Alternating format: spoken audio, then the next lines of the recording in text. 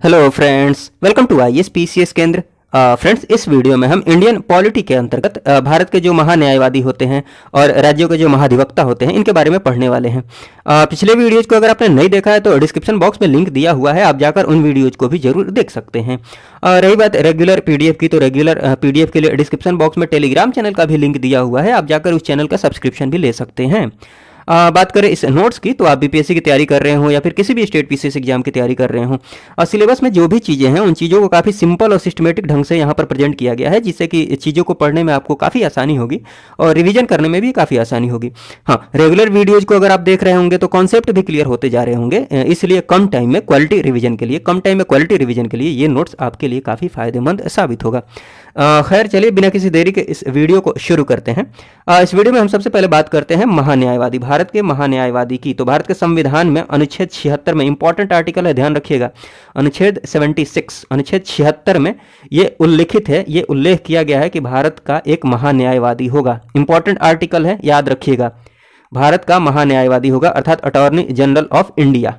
ठीक है, अनुच्छेद 76 इंपॉर्टेंट आर्टिकल है, ध्यान रखिएगा। भारत के महान्यायवादी से संबंधित जितनी भी इंपॉर्टेंट बातें हैं, जो भी बातें हैं, उन सबको देख लेते हैं।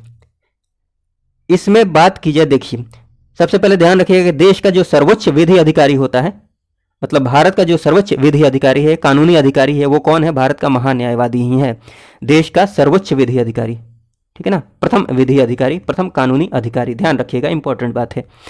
उसके बाद बात करें योग्यता की, तो सुप्रीम कोर्ट का न्यायाधीश बनने के लिए जो योग्यता चाहिए, सुप्रीम कोर्ट का न्यायाधीश बनने के लिए जो योग्यता चाहिए, जो क्वालिफिकेशन चाहिए, वही क्वालिफिकेशन भारत के महान्यायवादी बनने के लिए चाहिए। ठीक है, ध्यान रखिएगा, यहाँ पर लिखा गया है कि सुप्रीम कोर्ट का न्यायाधीश नियुक्त होने योग्य योग्यता होनी चाहिए। किसके पास? भारत के महान्यायवादी के पास। तो यहाँ पर मैंने नोट कर दिया है, टेंशन लेने की जरूरत नहीं है। और नियुक्ति की बात की जाए तो नियुक्ति राष्ट्रपति के द्वारा किया जाता है, इंपॉर्टेंट है, ध्यान रखिएगा, ये सारी बातें इंपॉर्टेंट है। देखिए, यहाँ पर हम जब बात कर रहे हैं भारत के महान्यायवादी की, यहाँ लिखा ही हुआ है भारत का महान्यायवादी, तो ये सेंटर, भारत के संदर्भ में बात कर रहे हैं, सेंटर के कॉन्टेक्स्ट में बात कर रहे हैं। ठीक है ना, राज्य के कॉन्टेक्स्ट में बात नहीं कर रहे हैं। जब महाधिवक्ता पढ़ेंगे वहाँ राज्य के कॉन्टेक्स्ट में बात करेंगे, राज्य के संदर्भ में बात करेंगे महाधिवक्ता में। ठीक, यहाँ पर जब पढ़ रहे हैं महान्यायवादी को पढ़ रहे हैं तो दिमाग में सेट कर लीजिए, यहाँ पर जो भी बातें पढ़ेंगे वो सब सेंट्रल गवर्नमेंट के संदर्भ में पढ़ेंगे, सेंट्रल गवर्नमेंट के कॉन्टेक्स्ट में पढ़ेंगे। ठीक है, तो नियुक्ति राष्ट्रपति के द्वारा। कार्यकाल की बात की जाए तो राष्ट्रपति के प्रसाद पर्यंत, मतलब राष्ट्रपति के इच्छा पर डिपेंड करता है कि उसका कार्यकाल कब तक होगा, कोई फिक्स नहीं है, राष्ट्रपति के इच्छा पर डिपेंड करता है। अच्छा काम कर रहा है तो ज़्यादा दिन तक रह सकता है। ठीक है ना, तो ये सारी बातें हैं। कार्यकाल आप देख लिए, राष्ट्रपति के प्रसाद पर्यंत, मतलब इच्छा पर डिपेंड करता है।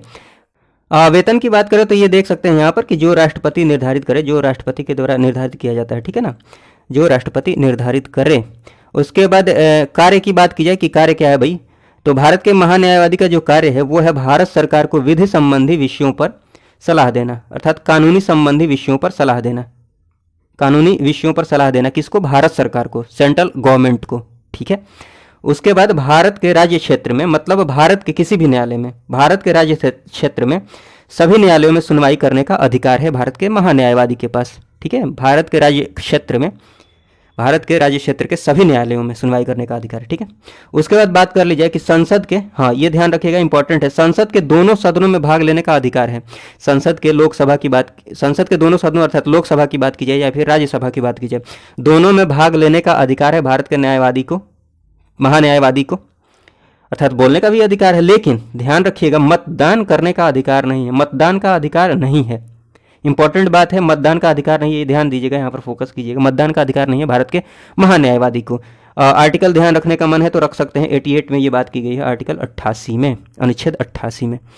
और जो एक संसद सदस्य के पास, संसद सदस्य को जो भत्ते मिलते हैं, जो विशेषाधिकार मिलता है, वो विशेषाधिकार और भत्ते भारत के महान्यायवादी को भी मिलते हैं। ये मन करे तो ध्यान रख सकते हैं, एक संसद सदस्य की तरह सभी भत्ते एवं विशेषाधिकार भारत के महान्यायवादी को भी मिलते हैं।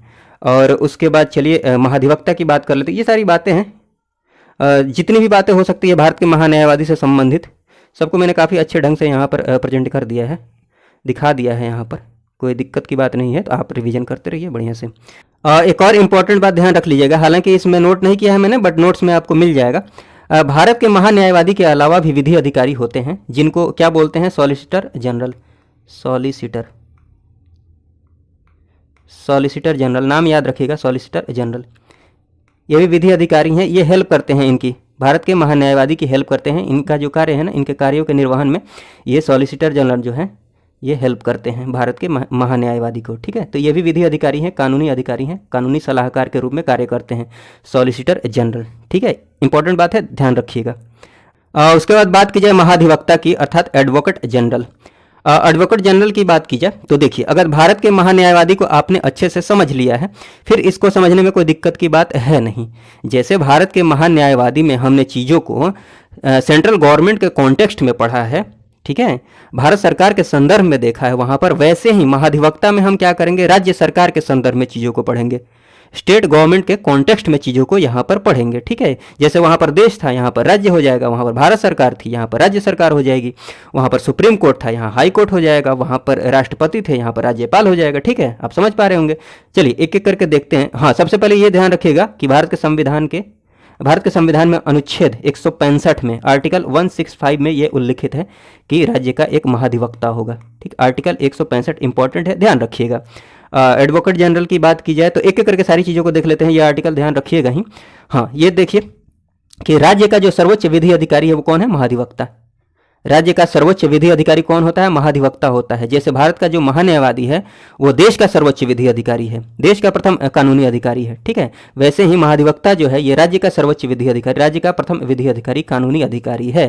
ठीक है, ध्यान रखिएगा, इंपॉर्टेंट बात है। उसके बाद बात की जाए योग्यता की, तो हाई कोर्ट के न्यायाधीश बनने के लिए जो योग्यता चाहिए, जैसे भारत के न्यायवादी में सुप्रीम कोर्ट का न्यायाधीश बनने के लिए जो योग्यता होनी चाहिए वही योग्यता भारत के महान्यायवादी की चाहिए। वैसे ही यहाँ पर हाई कोर्ट का न्यायाधीश बनने के लिए जो योग्यता चाहिए वही योग्यता भारत बोल रहा हूँ महाधिवक्ता के लिए चाहिए, जो राज्य के महाधिवक्ता होते हैं उनके लिए चाहिए। कौन सी योग्यता, जो योग्यता हाई कोर्ट के न्यायाधीश बनने के लिए चाहिए। समझ पा रहे होंगे, यहाँ पर लिखा हुआ है, सिंपल सी बात है, हाई कोर्ट का न्यायाधीश नियुक्त होने योग्य योग्यता होनी चाहिए। नियुक्ति की बात की जाए तो नियुक्ति राज्यपाल के द्वारा की जाती है, जैसे वहाँ पर राष्ट्रपति के द्वारा की जाती है। भारत के महान्यायवादी को नियुक्त किया जाता है राष्ट्रपति के द्वारा, यहाँ पर महाधिवक्ता को राज्यपाल के द्वारा।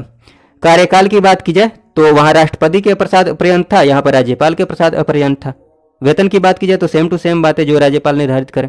कार्य की बात कर ली जाए तो राज्य सरकार को विधि संबंधी विषयों पर सलाह देना, जैसे भारत का महान्यायवादी जो है उसका कार्य क्या है, भारत सरकार को विधि संबंधी विषयों पर सलाह देना, वैसे ही यहाँ पर महाधिवक्ता का कार्य है राज्य सरकार को विधि संबंधी विषयों पर सलाह देना। देखिए बिल्कुल सिंपल है, अगर भारत के महान्यायवादी को आपने पढ़ लिया है अच्छे से तो फिर कोई टेंशन की बात है ही नहीं।